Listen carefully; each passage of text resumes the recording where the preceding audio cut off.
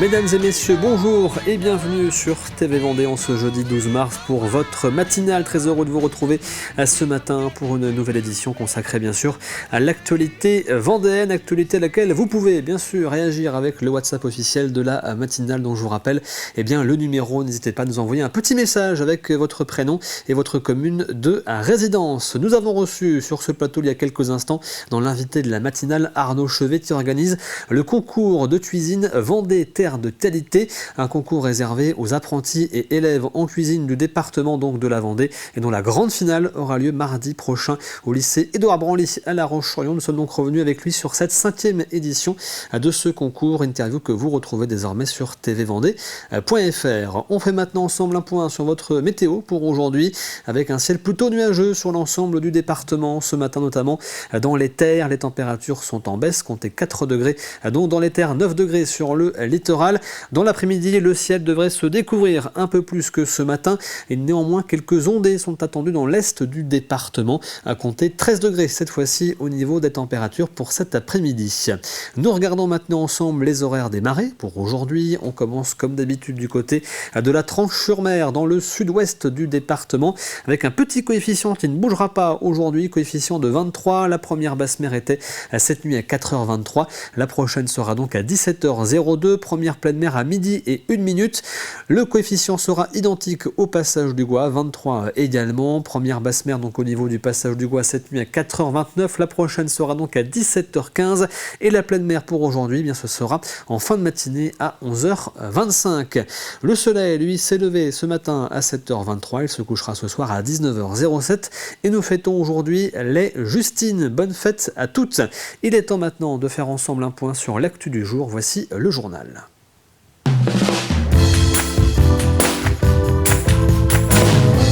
Et nous commençons ce journal avec les élections municipales. Dans la majorité des communes du département, y compris des communes comptant plusieurs milliers d'habitants, on retrouve une ou deux listes candidates pour ces élections.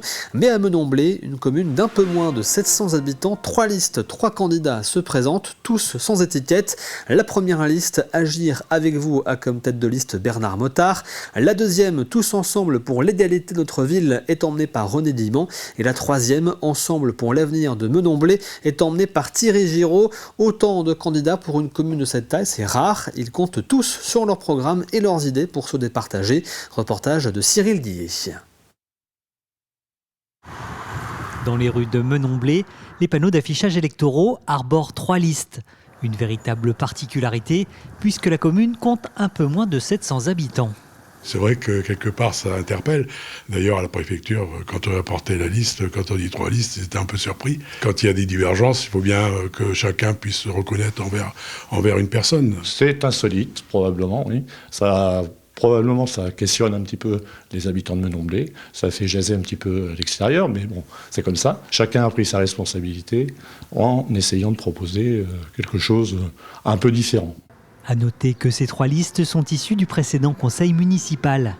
Et s'il semblerait que chacun ait pu facilement rassembler le nombre de membres suffisant pour monter une liste, c'est leur programme qui les départagera. Justement, on va aller chercher la créativité chez nos habitants, d'ouvrir les débats, de faire participer les gens, de leur demander leur avis. Alors, le but, c'est de les encourager à venir proposer de nouvelles solutions. Là, on a besoin de redynamiser un petit peu la commune face aux enjeux à la fois économiques, etc. Nous, le projet, c'est que demain, les jeunes puissent s'investir à Menomblé, s'y installer ou revenir. C'est notre but. Et ici, chaque candidat a une vision bien différente des actions à mener pour la commune. Il y a quelques divergences importantes par rapport, par exemple, la moitié du budget qui est consacré rien qu'aux routes, et des routes qui sont utilisées que par des tracteurs et tout ça, alors que vous avez un lotissement tout neuf à l'entrée de Menomblé, où la route n'est pas faite, n'a jamais été faite en enrobé, où c'est des trous partout. Enfin, c'est quand même le centre-bourg, c'est malheureux de ne pas dynamiser le centre-bourg en premier, quoi. Je pense que les gens sont très attentifs à la sécurité des personnes et des biens, et puis notre patrimoine à mettre en valeur. Malgré nos sollicitations, M. Bernard Mottard, tête de liste Agir avec vous, n'a pas souhaité répondre à nos questions. Et je vous rappelle que nous vous donnons un rendez-vous dimanche à partir de 19h45 en direct pour une soirée spéciale élection municipale en collaboration avec RCF Vendée. Résultats, analyse, réaction des candidats au programme avec nos journalistes qui seront présents sur l'ensemble du département. Aux Hermiers, le campus du lycée Jean 23 organisera le 20 mars prochain la 2e édition du Printemps de Jean 23, un événement durant lequel les entreprises du Pays des Herbiers viennent à la rencontre des étudiants pour échanger autour d'une thématique. Pour cette édition, le thème retenu est le suivant: management et intergénération de la compréhension à l'action. Au programme, conférences, tables rondes et échanges informels entre étudiants et professionnels.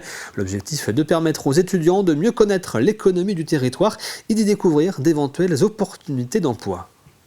La volonté de l'équipe ici en interne, c'est quand on a vu l'intérêt des entreprises de nous dire bah oui, c'est une bonne idée, allez-y chaque année de nous inviter.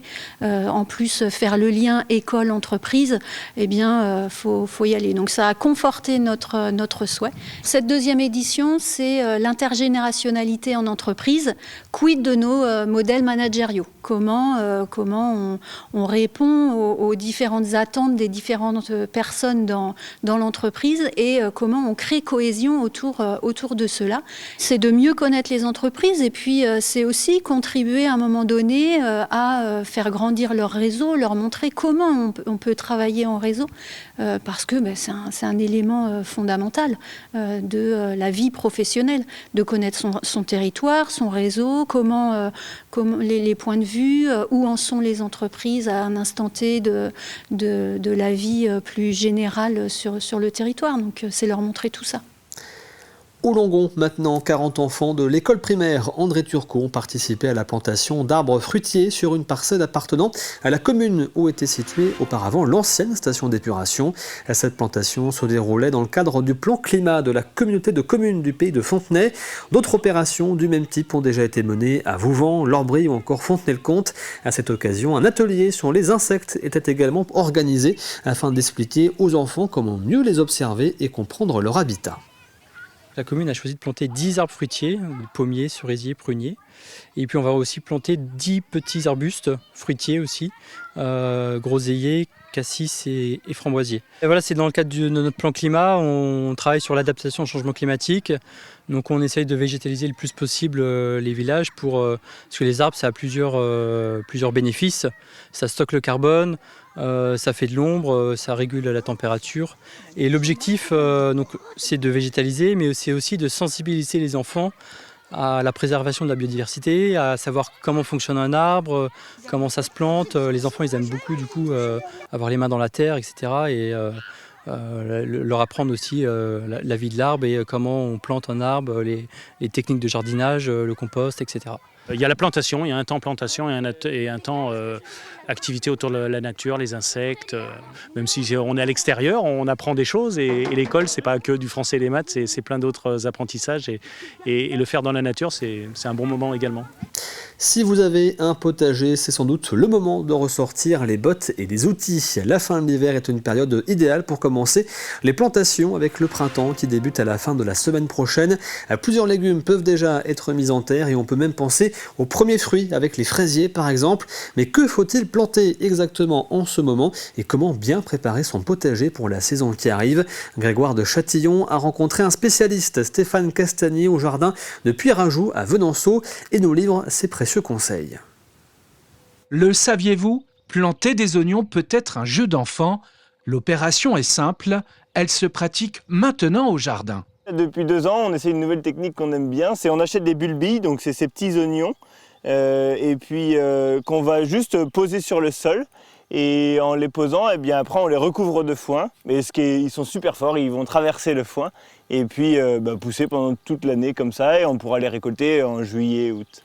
Que ce soit pour de l'oignon rouge, de l'oignon jaune, de l'oignon blanc, de l'échalote ou de l'ail, eh bien, il y a juste pour l'échalote ou l'ail où là on va planter un peu plus que juste poser, mais peu importe la couleur d'oignon, on fait de la même technique.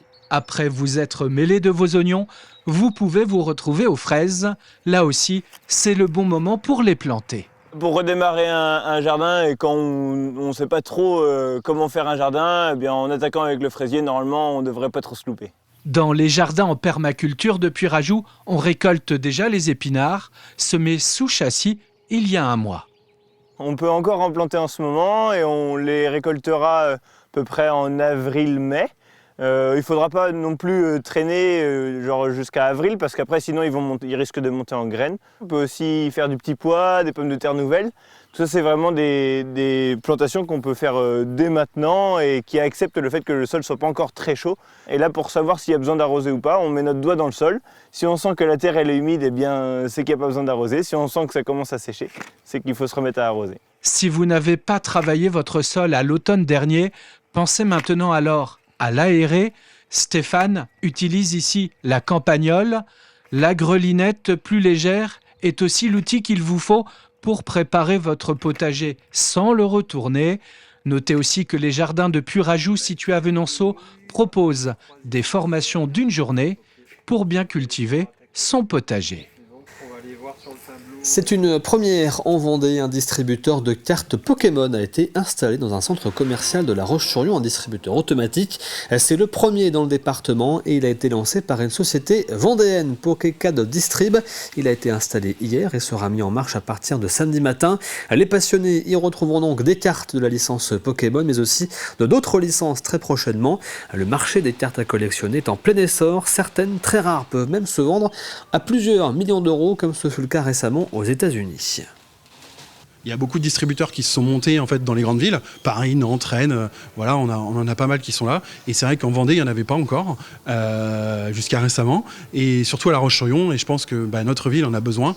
Et du coup, l'objectif, c'est d'en avoir au minimum 2 sur La Roche-sur-Yon. Donc là, le premier, il est à Carrefour, du coup, à Saint-Anne-de-Dornay, et puis le deuxième, on verra dans un second temps, du coup. On aura bien donc Pokémon principalement, voilà, ça va être le plus gros. On aura du français, du japonais, du coréen, du chinois qui seront disponibles dès le jour de la sortie. On a aussi du One Piece aussi, en français et en japonais, qui seront disponibles.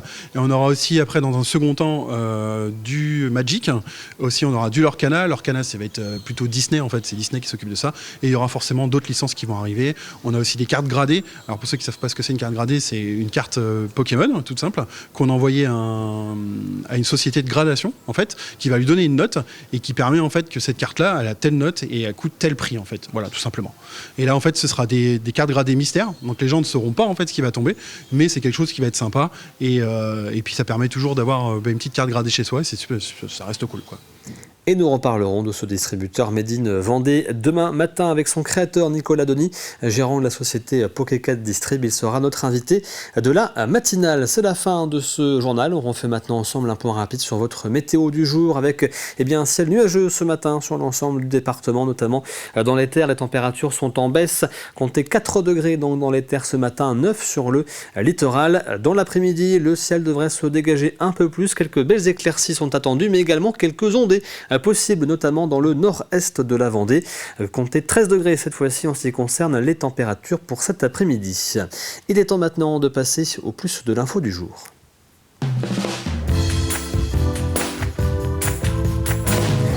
Et dans le plus de l'info, ce matin, nous prenons la direction du centre minier de Fémoreau, où nous retrouvons Thibaut Bernardin, médiateur culturel. Il revient pour nous sur le rôle joué par les femmes dans la mine. Elles n'avaient certes pas le droit de descendre au fond de la mine, mais ont néanmoins joué un rôle essentiel avec plusieurs postes. Regardez.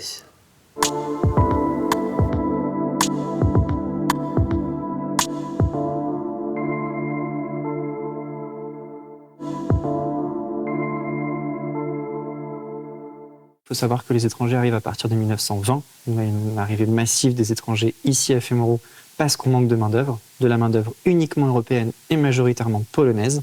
Il faut savoir qu'il y avait 19 nationalités ici, 19 nationalités. On avait une petite Europe à Fémoreau.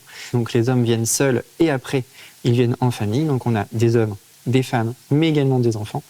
Donc on voit que les femmes étrangères, notamment polonaises, n'ont pas de profession, en grande majorité. On a quelques employés de bureau, étudiantes, domestiques, et on a des hôtelières, notamment Maria, qui tenait l'hôtel des mines, le lieu de toutes les fêtes et manifestations ici à Fémoreau. On voit que certaines femmes pouvaient être lampistes, donc notamment sur le carreau de la mine, directement, ou alors employées de bureau. Ici, nous sommes dans l'exposition temporaire La mine info intox du centre minier, réalisée par l'équipe du centre minier, et on a notamment 2 choses en lien avec les femmes. On a toute une partie sur l'histoire des femmes à Fémoreau, et on voit en 1923 qu'il y avait 9 femmes au jour, uniquement au jour, car les femmes ont interdiction de travailler au fond. Et en 1940, 5 femmes seulement. Il faut savoir qu'ici à Fémoro, on a eu au plus fort de l'activité jusqu'à 431 ouvriers, seulement 9 femmes, 2-3 au niveau des bureaux, le reste sur le carreau de la mine, lampisterie ou au triage du charbon. Les femmes ont interdiction de travailler au fond par la loi de 1874 qui interdit donc le travail des femmes au fond pour 3 raisons. L'une, parce que c'était un travail beaucoup trop compliqué. Elle poussait des berlines, pratiquement 700 kg la berline. La deuxième raison, c'est notamment par rapport au fait d'élever les enfants. Et la dernière, c'est pour des raisons de mentalité. En fait, au fond de la mine, il fait chaud. Les femmes pouvaient travailler comme les hommes torse nu. Et donc la proximité des deux genres dans un espace public non surveillé, non privé, était très mal vue pour l'époque. Les directeurs se sont succédés. Monsieur Bally décède dans les années 1869 et c'est sa femme, Madame Bally, qui reprend la tête de l'entreprise, de la Société des mines de Fémoro. Voilà. Donc nous avons, nous, dans nos objets de collection, plusieurs actes de vente de terrain adressés à la veuve Bally et également en lien pour l'achat de nouveaux terrains pour la mine, pour la société minière. Elle est la grande figure ici à Fémoro, donc de cette directrice, femme maître qui va gérer la mine, notamment dans cette société paternalisme.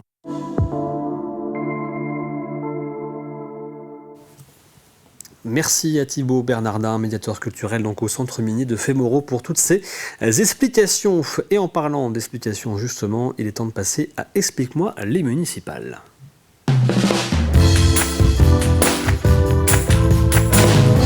La semaine dernière, Caroline, vous avez présenté le chemin du votant lorsque vous arrivez dans votre bureau de vote, le cheminement que vous avez à suivre jusqu'au moment où vous glissez l'enveloppe dans l'urne. Ce matin, elle passe à l'étape suivante. Une fois les bureaux de vote fermés, il faut passer donc au dépouillement. Mais comment se passe justement un dépouillement ? Eh bien, voici les explications. À quoi ça sert ? De toute façon, ça ne sert plus à rien. C'est quoi le conseil municipal ? Ah bon, le conseil municipal ? Le maire, c'est pas moi qui décide de tout. Le maire, c'est vraiment lui qui décide de tout. Dans ce nouveau numéro d'Explique-moi ma mairie, vous le voyez, on est à l'ultime étape avant de connaître la composition de notre nouveau conseil municipal. On est toujours à Martinez, je suis toujours avec mes figurantes de choc autour de cette table. Nous sommes à l'étape du dépouillement. Et oui, une fois que vous avez voté, que les bureaux de vote sont fermés, qu'est-ce qu'il se passe ? Eh bien, il faut comptabiliser les enveloppes pour déterminer quelle est la liste qui arrive en tête de ces municipales 2026-2020, c'est toujours le même principe. Alors, comment ça se passe ? Les enveloppes, elles sont ici, mais je crois, mesdames, qu'on ne va pas commencer par les ouvrir. On commence d'abord par les comptabiliser. C'est ça, Midé ? Faire des petits paquets de 10 ? Exactement, des paquets de 10, oui. Des paquets de 10 pour après finir dans notre enveloppe de centaines, c'est ça ? Voilà, c'est ça. Et ce sont ensuite ces enveloppes qui vont permettre de déterminer combien de bulletins on a. Et si j'ai bien appris ma leçon, on va ensuite comparer avec le nombre de signatures aussi du cahier d'émargement. Oui. Normalement, on a autant d'enveloppes que de signatures dans le cahier d'émargement. On a le nombre définitif de votants, de suffrages exprimés, et on va donc pouvoir répartir ces enveloppes auprès des personnes qui vont dépouiller. Ce sont les scrutateurs, il me semble. Voilà. Il y a tout un vocabulaire, évidemment, autour des élections. Donc, une fois que vous avez récupéré vos enveloppes, que vous savez que vous avez les 100 premières enveloppes à ouvrir, comment vous faites ? Comment ça se passe ? Eh bien, il y a une personne qui prend les enveloppes, qui va les ouvrir et qui va passer le bulletin, dire le nom du bulletin, et l'autre personne va pointer. Vous l'avez compris, c'est une personne qui ouvre l'enveloppe. La collègue en face qui va annoncer le contenu de l'enveloppe, liste A, liste B, vous comprenez que pour le numéro, là, on va faire simple. Et ensuite, vous, mesdames, votre rôle, c'est de faire la même chose, toutes les deux, c'est de mettre un petit bâton pour chaque liste. Voilà. Et donc, toutes les dizaines, on vérifie qu'on est bien synchro. Que vous êtes bien synchro, d'accord, que vous suivez le même vote, quoi, voilà, en fait. Ça. Donc, on y va. Moi, j'ouvre mon enveloppe, je passe le bulletin. Liste B.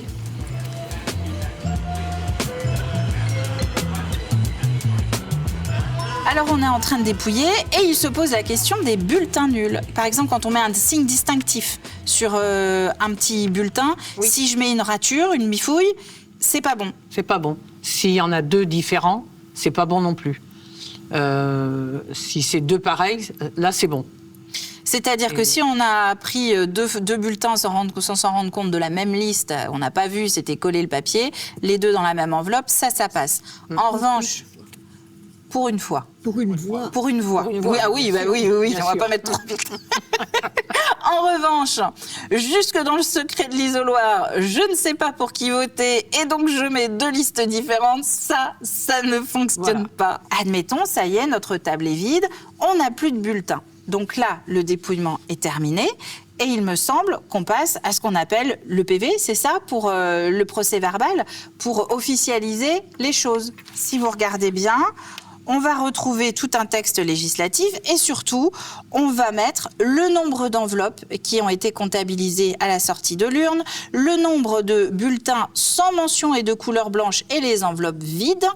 Et tout est détaillé comme ça, jusqu'au bout, où on a le chiffre définitif de votants, la répartition en fonction des listes, c'est daté, c'est signé. On connaît maintenant la liste qui a gagné et qui va donc occuper la majorité des sièges au sein du conseil municipal. Mais le maire, alors, comment on fait pour savoir qui c'est et quand il va prendre ses fonctions? Eh bien ça, c'est l'étape suivante au sein du conseil municipal d'installation. C'est notre prochain épisode. En attendant, vous connaissez un peu mieux votre mairie et vos voisins aussi.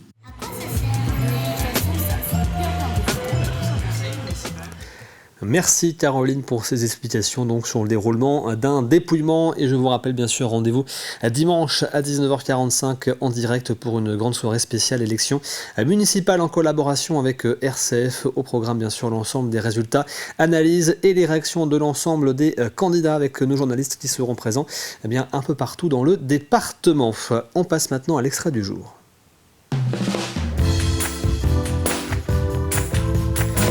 Et l'extrait ce matin, c'est Vivez la Vendée. Aujourd'hui, Anaïs va à la rencontre de Vincent. Il est éducateur au sein de l'IME des Herbiers. Il accompagne donc les jeunes en situation de handicap dans une formation professionnelle.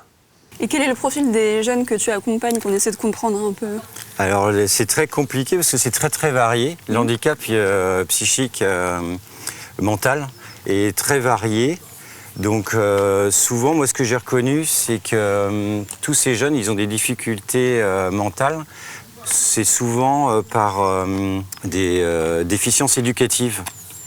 Beaucoup de problèmes sociaux, des parents qui ne savent pas comment s'y prendre ou qui pensent bien faire et qui en fait induisent en fait une difficulté supplémentaire aux jeunes.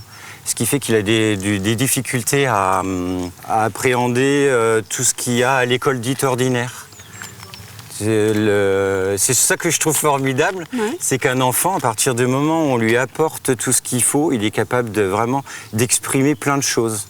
Et ceux qui n'ont pas la chance de vivre dans un milieu familial favorable, et du coup n'ont pas cette chance-là. Et moi c'est ce qui me plaît dans ce métier-là, c'est que je peux avec mes petites activités que je fais, pouvoir leur faire prendre conscience que finalement ils sont pas si nuls que ça. Ils ont beau être reconnus déficients, mais ils sont capables de réaliser des choses bien plus évolués que certains qui sont dans le milieu ordinaire. Donc derrière, là, ils étaient en train de faire quoi Ils étaient en train d'entretenir l'allée, en fait, qui était un petit peu abîmée, de reboucher les trous de l'allée. À côté de ça, dans l'année, ils font de la tonte. Donc là, on leur apprend à utiliser des tondeuses, qui sont quand même des outils dangereux. Donc c'est des jeunes qui ont, dans la semaine, un temps de sécurité au travail. Tous.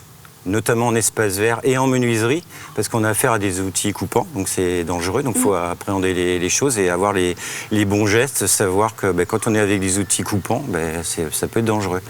Donc il y a plein d'activités, et souvent on les met dans des activités qui répondent à un besoin.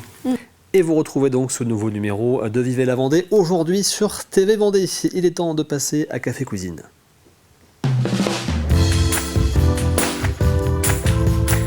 Et Et à gagner cette semaine dans Café Cuisine, ce sont ces balles de la marque Echter Paris, balles de tennis offertes par la boutique L'Alchimiste à Chaland. Pour espérer les remporter, il faut trouver la réponse bien sûr à la question de la semaine que voici. Nous cherchons cette semaine le lieu donc de l'exposition Artistes pour l'espoir, et voici le 4e indice donc de la semaine, indice du jour.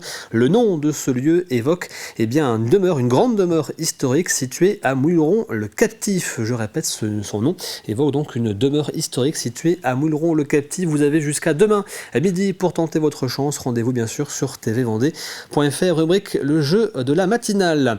C'est la fin justement de cette matinale. Merci à vous de l'avoir suivi.